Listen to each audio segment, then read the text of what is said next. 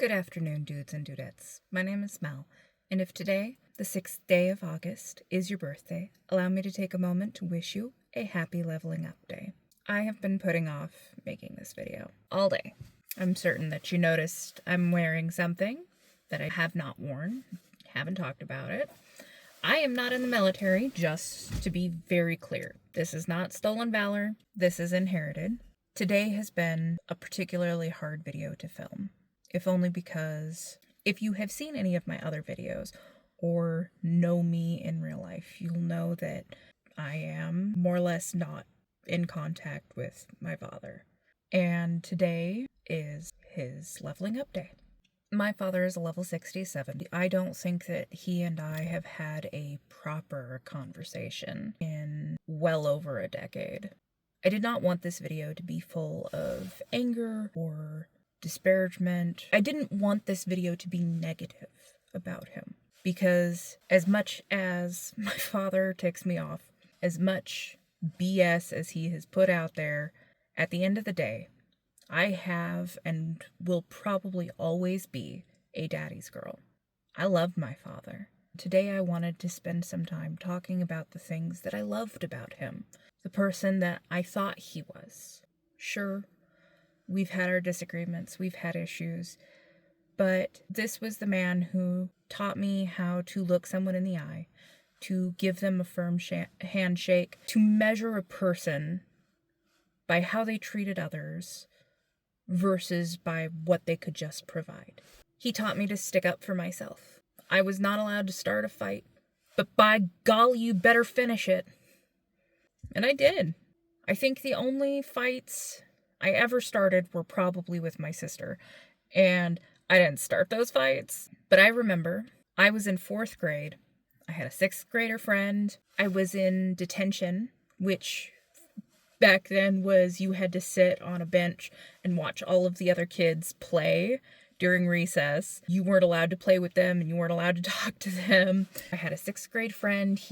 Something had happened and he was getting in trouble. I had seen it, and this other 6th grader girl, who I guess had a crush on him, had also seen this conflict that had occurred. And we went over to the teacher and we were telling the teacher about what was going on. Now she's like, okay, thanks for telling me. Go back to your bench. If I need any more information, I'll let you know then. And as we're walking back, this chick kicked my ankle out from underneath me. We're walking along a path, there's an embankment, and she kicks my ankle out from under me, and I slide down this embankment. Now, I don't really remember what happened. I just know what my friends told me what happened, which was apparently I went from all fours to I had leapt up, grabbed her by the neck, and started beating her head against the wall. Mind you, I'm a 4th grader. She's a 6th grader. At some point, she hits me in the head right here. According to my doctor that I went to afterwards, if she had struck just a little bit over, she'd have hit my temple. But my friends will tell me that when they were looking at me, like my eyes were red and crazy stuff. Of course, my dad got called to the school. I received basically an in-school suspension with a day, like, you're being sent home now and you can come back in a couple of days and you're going to have in-school suspension. Fun fact, I actually ended up becoming friends with the principal. My dad heard all of this. That girl ended up getting expelled because this was not her first offense. Also, she's 2 grades older than me? What the hell? My dad was so proud of me. I want to say that the first day I was supposed to go back and start doing my in-school suspension, he apparently called me out of school. But he was like, no, you're not riding your bike to school. We're going to go get breakfast this morning and you're going to go in late. Okay. By the way, we lived in California at this time, Southern California. We drive down, I want to say it was IHOP, but it could have been Denny's. Back then it was delicious, and got breakfast. And then he took me to Disneyland.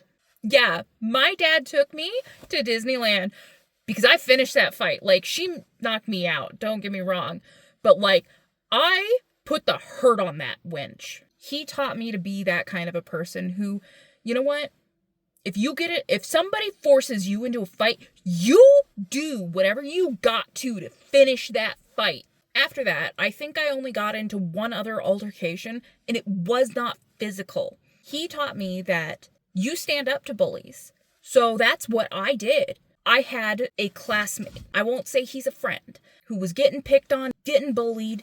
I saw it as my duty to do something about somebody getting bullied to the point that they were trying to hide.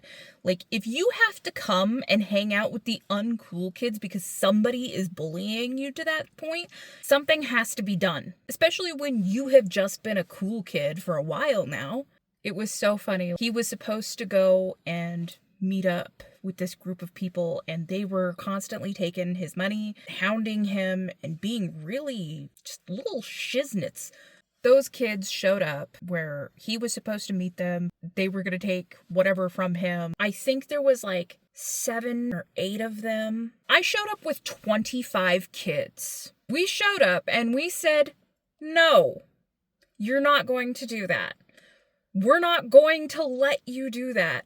We're standing here saying, fuck you. This other little 4th grader, he is trying so hard. He's calling me names. He's like, you puta, you is you that. Like, I was like, man, if only I didn't have parents who had been in the military and uncles who had been in the freaking Navy or Marines or Air Force. I grew up around military people. Your foul language does not bother me, sir. I think you need more bad language, as a matter of fact, because you're lame.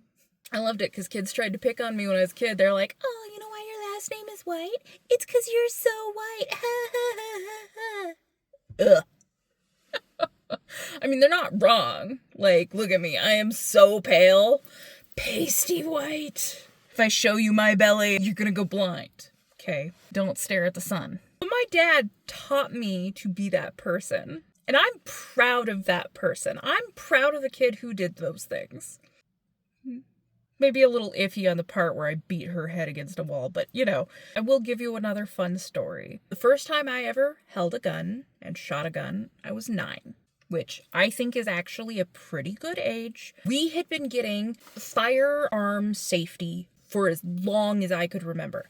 My dad has always had guns in the house. He has always had a gun safe in the house that was always locked. The first time we went to the gun range, he handed me his .22. We went through the whole gun safety checklist. You know, every time anybody hands you a weapon, you clear it every single time. Even if they cleared it in front of you, you clear it again. Clear it every time, 100% of the time, because you don't know until you have handled that gun, until you have cleared it, until you have checked it. Don't trust other people because they can hand you a loaded gun and not even know it themselves. So safety first. After that, it's .22, aim for the head. By the time we were done at this gun range, and I went through his .22, his 9mm, the Beretta. I even shot a couple of rounds from his Magnum 45, I want to say it's a 38 special, 36 special, 38 special. Loved that revolver.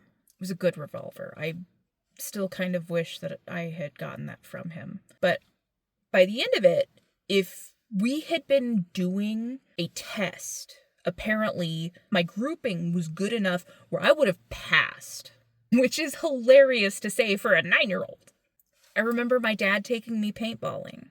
It was such a fun time. I remember we went up and he test fires. He's hitting the thing and the paintball guy is like, yep, I expect that from the military people. Like, perfect. And then he's like, all right, have you ever handled a paintball gun before? And I'm like, I have not. My dad has one. He used it to paint the raccoon's ass pink when it was going after our cats. I've never handled it. He and my dad run me through, and then he has me test fire several shots. I hit 2 of the 3 targets, and the third one I hit so close to it, because it's just like a bottle hanging there, swinging on a rope. I've hit so close to it that it made it sway, even though I didn't actually hit that one. Gosh, I miss those days. I miss going and playing phaser ball, except for that one little butthead who decided to shoot me in my left butt cheek in quick succession 3 times, less than 3 feet away from me. You're supposed to be 5 feet away from somebody before you shoot them. Because, you know, even in phaser ball, with the squishy little foam balls that they shoot out, left me with a pretty good welt. I remember taking that guy's gun from him and hitting him with it. Like, ow, that hurt, jerk. I had to sit weird in class for like a week. My teachers were a little concerned. I loved my dad. My dad went through war. He really saw some shit. And there were times when he did things that genuinely hurt me. But he also seemed to be a man who was just trying to do his best. Trying to do the best he could for his daughters. Doing the best that he could with what he had been given, which was a lot of PTSD and anger issues and misogynistic tendencies that he has allowed to warp him as he's gotten older. I genuinely feel like he was not as bad back then as he is now. And that's just kind of one of those things that makes me really sad. I love my father, and I have been mourning our relationship for a very long time with the understanding that we may never talk again. That he might as well be dead, because at this point, I have nothing to say, because he has no interest in hearing me out. Not in a real way, not in a way that he's still defending. I don't want to go down that route. I want to stay positive. I want to remember the man I thought he was. The man who raised me to be strong, that it was okay to cry, to know that life was hard for him, for me, and that all you can do is the best that you can with what you've been given. I love you, Dad, and I miss you. And I really wish that you would hear me and see me as an adult, as someone who has come into my own right, who knows a great deal about themselves, who has learned how to be caring and genuine and honest and open. Somebody who can be kind and take no shit. Stay safe, everyone. And I will see you next time.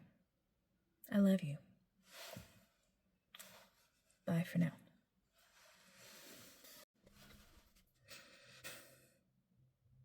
If you have seen any of my other videos, or if you've seen, like, not bloodshot, like my eyes looked red. They were like, I thought you were possessed. I think it was IHOP, though.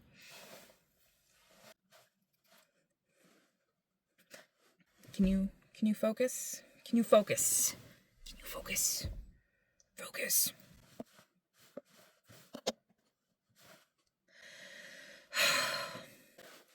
I'm not a huge gun person, so I don't. Hair. I love you. Please, please. The squishy little foam. What are they called? Are they bullets? Are they they're just balls. Ammunition. There's shrapnel. No. Not shrapnel. What is it? What is it? What is it? What is it? What are they called? They fly through the air. I don't know. My brain's not working, so.